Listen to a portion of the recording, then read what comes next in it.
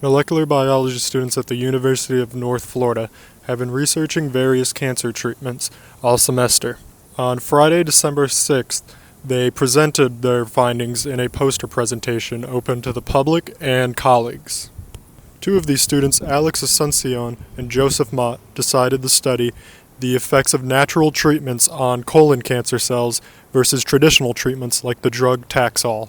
So the purpose of this experiment was to see if Taxol induces higher apoptotic activity, which is cell death, to HTC 116 cells, which are colon cells, basically. So pretty much what we were doing, as Alex was explaining, was evaluating the difference between the conventional synthetic treatment of Taxol versus more natural treatments, in our cases, saffron, black mulberry, and grapeseed.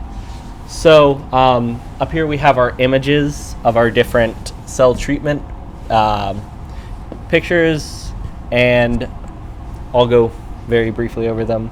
Here we have a lot of multinucleation and a lower confluency. Multinucleation is where you have multiple nuclei in a cell, which is more indicative of cancer.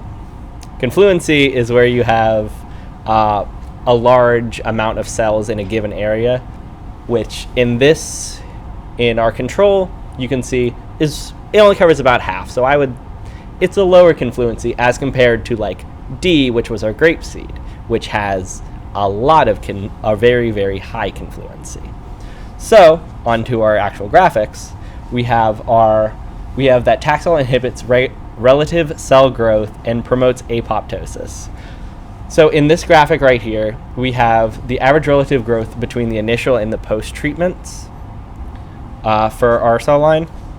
As you can see with control, it's not much different. It roughly multiplied to about 1.5 times its initial amount, versus in our treatments, we have like with Taxol, where it went to roughly 40% of its initial, and then with saffron, where it went to roughly 60%. And for our relative caspase activity, which is the step before apoptosis, which is cell death, as you can see here, we started with all our cells use the P53 to the BAX to the cytochrome C to the caspase pathways. And this is just, in short, this is just like a step-by-step process of how it gets closer and closer to the point where the cell is gonna die. We also found that Taxol caused a reduction in the amount of multinucleation, which is having multiple nuclei per cell, as well as the average nuclear diameter. We found that in between all the cell types, they tended to have roughly similar lengths, with the exception of grapeseed, which had a much higher amount in its stalled values, which is to be expected considering stalled cells tend to be larger than your normal cells. And for percent multinucleation, it was as we expected. We found that Taxol had the lowest percent of multinucleation, followed surprisingly by grapeseed, which was a surprise to us because we expected, as per our literature, saffron to have the lowest.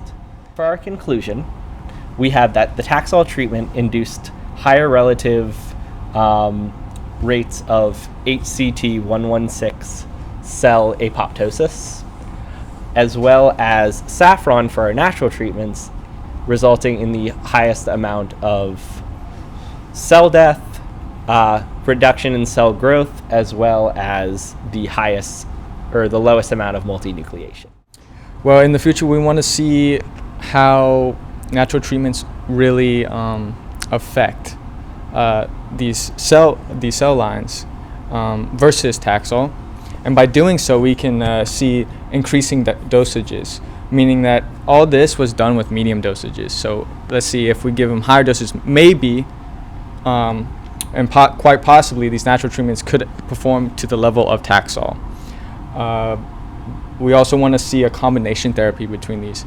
This is actually new research that a lot of people are doing right now, is that they're seeing how effective Taxol is. They say, let's add some natural. Because with Taxol, unfortunately, there's a lot of side effects. So with natural treatments, they can hopefully lower those side effects, and we can see even a higher yield of apoptotic activity within these cells.